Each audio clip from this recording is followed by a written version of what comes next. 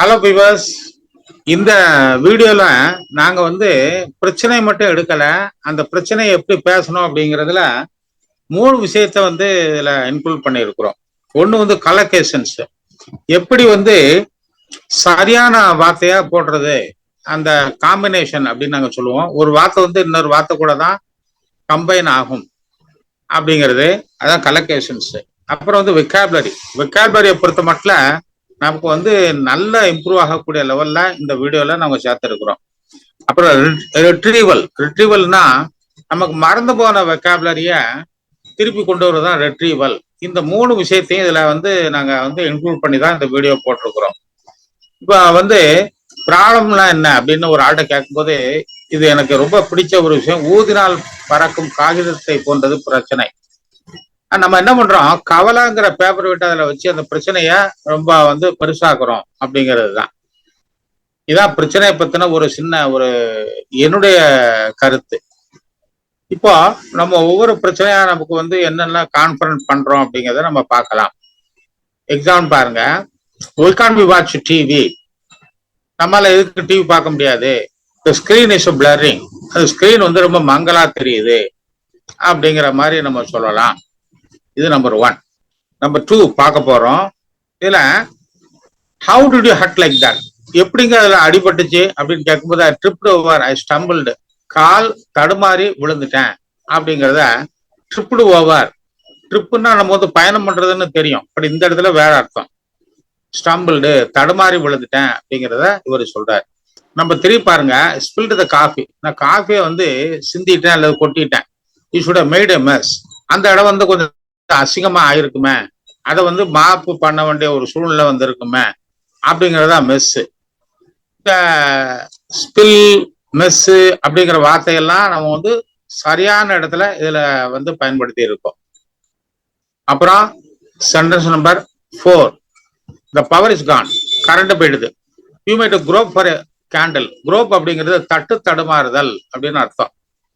அந்த வார்த்தையை சரியா இந்த இடத்துல பயன்படுத்தி இருக்கிறோம். தட்டு தடுமாறி கேண்டில் எடுத்து அதை பொருத்தி அந்த பவர் கட்டை சமாளிக்கிறது அப்படிங்கிறதா இந்த ஒரு சென்டென்ஸ் நம்பர் 4. சென்டென்ஸ் நம்பர் 5,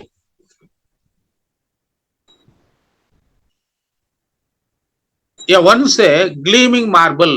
அதாவது மார்பிள் தக தக தகன்னு நல்லா மின்னிக்கிட்டு இருந்துச்சு அப்படின்னு அவர் சொல்றாரு.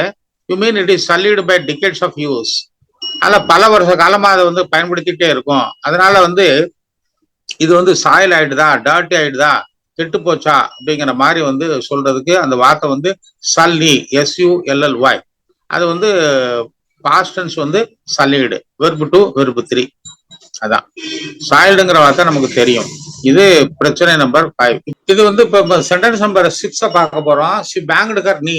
நீன்னா முழங்கால், பேங்க்டுன்னா அந்த டமார்னு மோதுறது, ஒரு சோத்து மேலேயோ ஒரு போஸ்ட் மேலேயோ மோதுறது. Oh no, she should have been careful.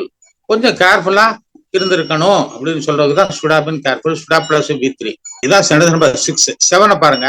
Did you mislay your spectacles? நீங்க உங்க கண்ணாடியை வேற எங்கேயாவது தவறுதலா மறந்து எங்கேயா வச்சுட்டீங்களா?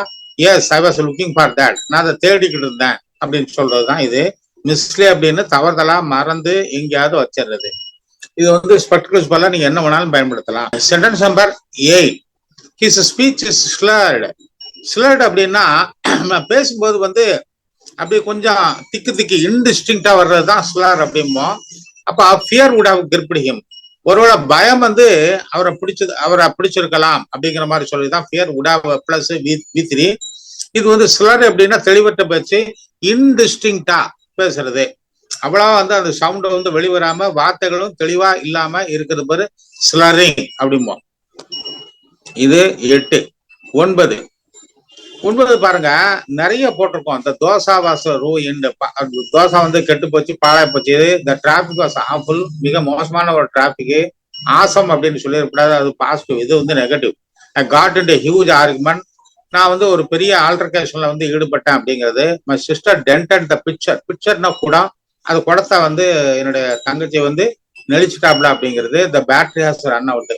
பேட்டரி தீர்ந்து போச்சு அப்படிங்கிறத. இதுல நிறைய வெக்காபுலரி பயன்படுத்தி இருக்கோம். Dent, pitcher, huge argument. Huge argument அப்படிங்கிறது ஒரு கலோகேஷன். அதான் இது சென்டென்ஸ் நம்பர் 9ல வந்து நாங்க ஒரு சொல்லியிருக்கிறோம். சென்டென்ஸ் நம்பர் 10 பாருங்க. இந்த வடா இஸ் ஸ்டிக்கி. ஸ்டிக்கினா ஆயிலா இருக்கு பாருங்க, அது ஒரு இது. அப்புறம் there must be some juicy tattle over her. Tattle அப்படின்னா ஒரு ஆளை பத்தி போட்டு கொடுக்கறது.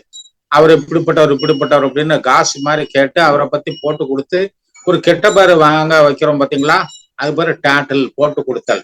இப்ப நாங்க இந்த வீடியோல நிறைய இது பண்ணியிருக்கோம். ட்ரிப்பு, பிளரு, குரோப்பு, மெஸ்ஸு, பேங்க்கு, இந்த மாதிரி எல்லாம் வந்து நிறைய வந்து நெளிக்கு வந்து டென்ட்டு, மர்க்கி, இந்த மாதிரி எல்லாம். அதாவது இதுல பாருங்க, it allows to express your thoughts, emotions and ideas fostering adapt better relationships.